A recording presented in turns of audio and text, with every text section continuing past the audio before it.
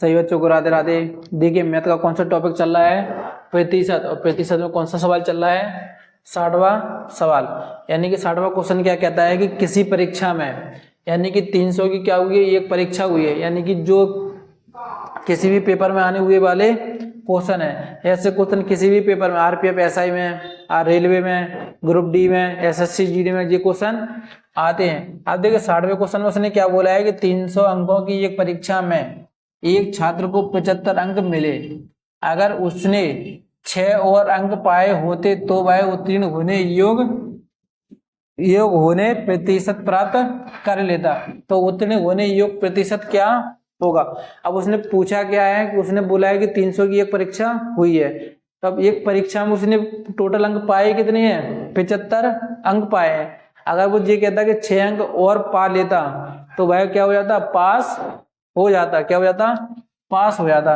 लेकिन उसने जो पूछा है कि जो 6 अंकों से फेल हो रहा है ना, उसका परसेंट कितना है, यानी कि जो 6 अंक और मिल जाते तो टोटल अंकों से क्या हो जाता, वो पास होने योग्य हो जाता। तो उसी का क्या बताना है, प्रतिशत बताना है। क्या बताना है, प्रतिशत बताना है। तो देखिए कितने की परीक्षा है, 300 अंकों की परीक्षा है। कितने अंकों की, 3 अंकों, कितना, 300। तो 300 क्या होता है, हमेशा टोटल होता है ना, तो टोटल कितना है, 300। कितना है, 300। अब उसने 300 में से कितने अंक पा लिए, 75 अंक पा लिए। कितने अंक पा लिए, 75 अंक। अगर वो 6 अंक और पा लेता, और पा लेता मतलब प्लस, कितने अंक पा लेता, 6, और परसेंट का 100। 75 और 6 कितना हो गया, 81 बटे 300, परसेंट का 100। तो 2 जीरो से 2 जीरो कट गया, 3 एकम 3 और 27 थी 81, यानी वह 27% क्या हो जाता, उत्तीर्ण होने के योग हो जाता। यानी कि इसका ऑप्शन कौन सा सही होगा, डी। कितना, 27। अगर यही क्वेश्चन में वो ये कहता कि अगर जैसे उसने बोला है कि उत्तीर्ण होने योग्य अगर अंक पा लेता, क्या पा लेता, अंक पा लेता, तो पाने के लिए क्या लगाएंगे, प्लस। अगर वो उसी अंक से ज्यादा लेता आता, यानी कि ज्यादा अंक ले आता, तो उसको क्या करेंगे, माइनस।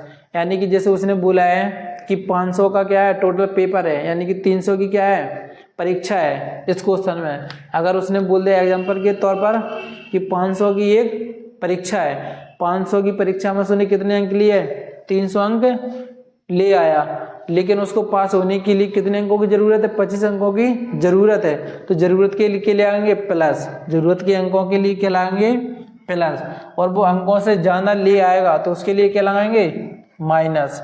देखिए 61वां क्वेश्चन क्या कहता है,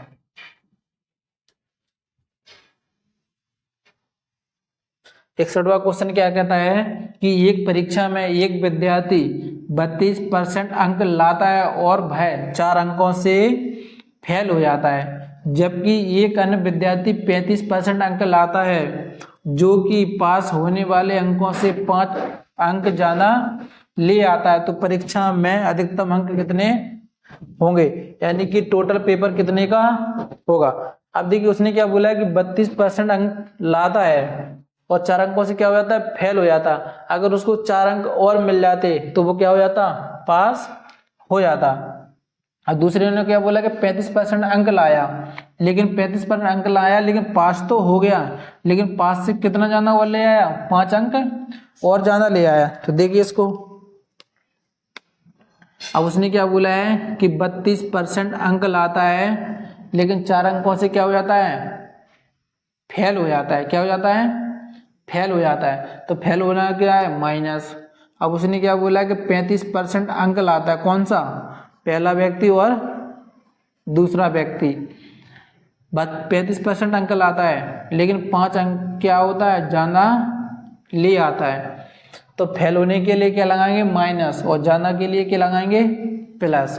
तो देखिए 4 अंकों से फेल हो रहा है, अगर ये 4 अंक उसको और मिल जाते तो क्या हो जाता, पास हो जाता। तो यहाँ भी क्या हो रहा है, पास। यानी कि एक बार प्लस होगा एक बार माइनस होगा, तो टोटल कितना हो जाएगा, 9। क्योंकि 4 अंक कमाए और 5 अंक जाना है, तो टोटल कितना हो गया, 9। और यहाँ पे भी कितना परसेंट का गैप है, 3%। तो देखिए 3% का कितना 100 बराबर में कितना 9, 3 एकम 3, 3 त्रिका 9, तो 1 यूनिट बराबर कितना है 3, तो 100 का गुणा 3 में करेंगे तो कितना 300, यानी कि जो टोटल पेपर होगा वो कितने का होगा 300 अंकों का, यानी कि इसका ऑप्शन कौन सा सही हो जाएगा, ये ऑप्शन सही आंसर।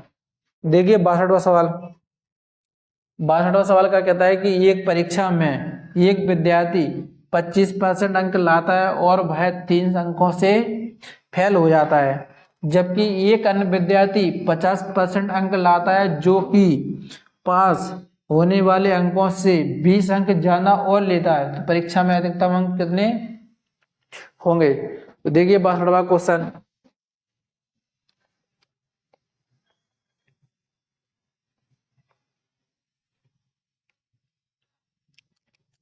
62वां क्वेश्चन क्या कहता है कि 25% अंक लाता है, 25% अंक लाता है लेकिन 30 अंकों से क्या हो जाता है फेल हो जाता है, तो फेल होने के लिए माइनस।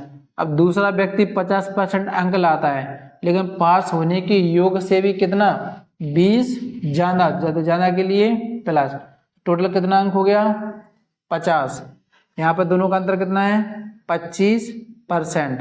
देखिए 25 और परसेंट का कितना हो गया 100 बराबर कितना 50, 25 का 25, 25 दूनी 50, 100 दूनी 200, यानी कि वो अधिकतम अंक होंगे वो कितने होंगे 200, यानी कि जो उसका आंसर है वो कितना होगा सी आंसर, यानी कि कितना अधिकतम अंक हो गया 200 अंक। देखिए 63वां क्वेश्चन क्या कहता है कि एक विद्यार्थी को परीक्षा पास करने के लिए 40% अंक लाने हैं, यदि वह 80 अंक प्राप्त करे और 40 अंकों से फेल हो जाए तो परीक्षा के लिए अधिकतम अंक ज्ञात कीजिए।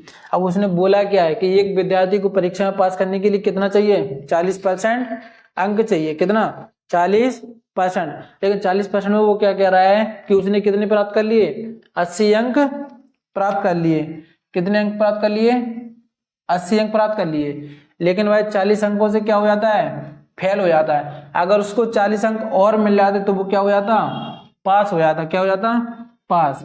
तो देखिए एक विद्यार्थी को कितना परसेंट चाहिए 40% अंक चाहिए, लेकिन वो लाता कितना है 80 अंक लाता है, लेकिन 40 अंकों से फेल हो जाता। अगर उसको 40 अंक और मिल जाते तो वो क्या हो जाता पास हो जाता, अगर उसको 40 अंक और मिल जाते तो टोटल कितना अंक हो जाता फिर 120, किसके बराबर 40% का 100, 0 से 0 कट गया, 4 एकम 4, 4 3 12, जब 100 का गुणा 3 में करेंगे तो कितना 300, यानी कि उसका अधिकतम अंक कितना हो गया 300, यानी कि ऑप्शन डी सही आंसर। देखिए 64वां सवाल क्या कहता है कि एक परीक्षा में एक विद्यार्थी 28% अंक लाता है और वह 12 अंकों से क्या हो जाता है फेल हो जाता है, जबकि एक अन्य विद्यार्थी 30% अंक लाता है और 6 अंकों से फेल हो जाता है। देखो यहाँ भी वो फेल हो रहा है और यहाँ भी दोनों फेल हो रहा है, तो फेल वाले क्या होते हैं घटते हैं, पहले भी फेल हो गया और दोबारा भी फेल हो गया, तो दोनों में कितने का अंतर है फिर 6 का अंतर। तो परीक्षा में अधिकतम अंक तथा न्यूनतम अंक ज्ञात कीजिए।